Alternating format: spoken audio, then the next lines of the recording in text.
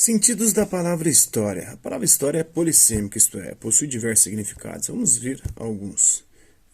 História como ficção. Os livros de aventuras, novelas de televisão ou os filmes de cinema contam histórias muitas vezes inventadas para chamar nossa atenção, fazendo-nos refletir ou simplesmente para o nosso entretenimento.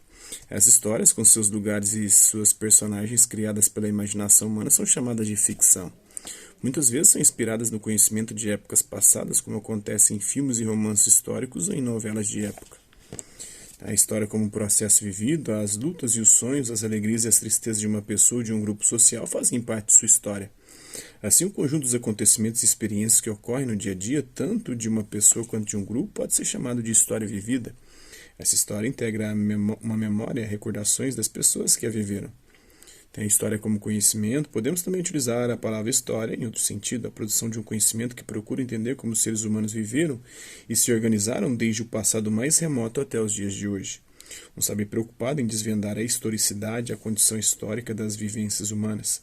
Nesse sentido, a história é uma busca de saber voltada para a compreensão da vida dos seres humanos e das sociedades ao longo dos tempos.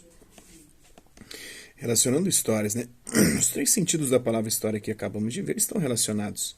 As histórias vividas pelas pessoas e a ficção não estão excluídas da história como conhecimento. As pessoas interessadas em pesquisar ou escrever sobre história, ou ainda em ensiná-la, escolhem os assuntos a serem estudados que podem incluir tanto a ficção quanto as histórias de vida. Assim, uma pesquisa histórica sobre cultura em determinada época pode utilizar-se de obras de ficção, literatura, por exemplo, para analisar como eram representados ou imaginados os lugares, as relações entre pessoas e grupos, os costumes. Já um estudo sobre memória e história oral envolve as recordações de experiências vividas, cabendo aí ao historiador coletar o depoimento das pessoas por meio de entrevistas. Então, quais são os principais tipos de fontes utilizadas pelos historiadores, né? Tem as escritas e não escritas, né? Então, as escritas, nós temos as inscrições, cartas, letras de canções, livros, jornais, revistas, documentos públicos.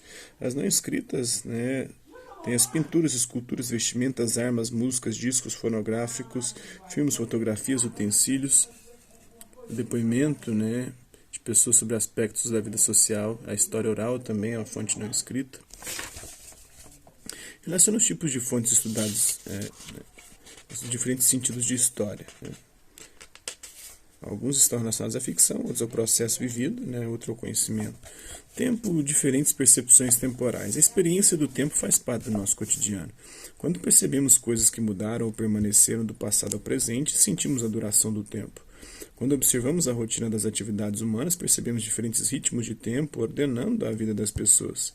Quando olhamos as horas no relógio e programamos nossos compromissos, temos uma vivência bastante comum do tempo cronológico. Assim, podemos relacionar a noção de tempo com sucessão de momentos, duração dos acontecimentos, percepção de mudanças, critérios pelos quais distinguimos acontecimentos anteriores, simultâneos, presentes ou posteriores. Concepções do tempo. O modo como medimos o tempo pelo relógio não é universal, ou seja, não é válido para todas as épocas e todos os povos, mas apenas uma possibilidade de medição desenvolvida em nossa cultura, sendo, portanto, uma construção histórica. O modo como o dia terrestre é dividido em horas, minutos e segundos é puramente convencional. Assim também a decisão de que um dado dia começa na aurora, ao nascer do sol, ao meio-dia, ao pôr do sol ou à meia-noite é uma questão de escolha arbitrária ou convivência ou conveniência social, segundo Whitlow, na sua obra Tempo na História. Os ritmos da natureza e da fábrica. Em muitas sociedades rurais, os trabalhadores vivenciam o tempo da natureza, relacionado ao dia e à noite, às variações do clima, às épocas de plantio e de colheita. O historiador francês Lucien Febvre conta que a população do campo na França do século XVI se referia ao tempo dizendo por volta do sol levante ou por volta do sol poente. O homem do século XVI, na revista de história do Lucien Lefebvre. Já nas sociedades industriais contemporâneas, os trabalhadores de uma fábrica, por exemplo, vivenciam um ritmo de tempo marcado pelas horas do relógio, mesmo porque as horas de trabalho em geral são vendidas por determinado preço, salário. Assim, nesse tempo da fábrica, também encontrado em outras atividades profissionais, a jornada de trabalho não obedece mais ao nascer e ao pôr do sol, ou às variações do clima, mas às exigências da empresa, segundo Sandra Jatahy Pesavento na sua obra O Tempo Social. O relógio, né? O modo de vida nas sociedades atuais levou-nos a uma crescente preocupação com o tempo cronológico, que se traduz pela constante consulta aos relógios.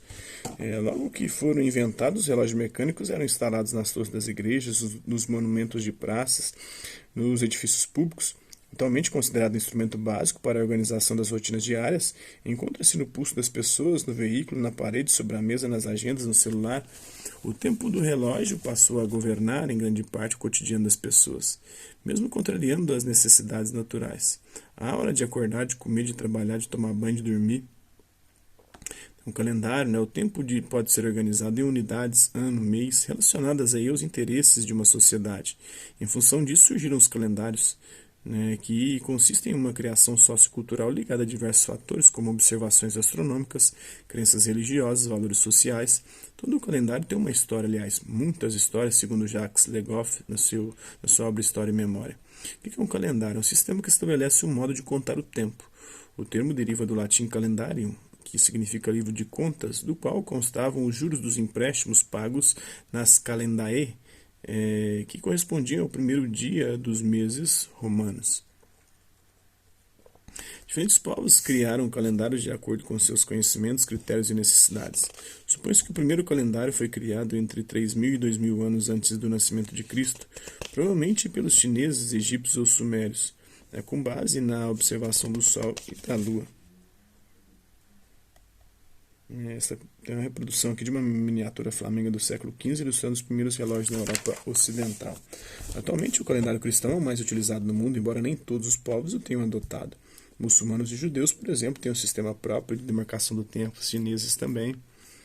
Os calendários apresentam um sistema temporal para a organização de atividades humanas, como a agricultura, a caça, as festas, o trabalho, as cerimônias religiosas. Tem uma ilustração de um manuscrito francês do século XV, chamado do Manual Agrícola de Pietro di Crescenzi, representando diversas atividades agrícolas conforme o mês do ano. É isso aí. Espero que vocês tenham gostado do vídeo. Quem curtiu, dá um like, quem não curtiu, dá um dislike. Hasta la vista, babies, e até a próxima.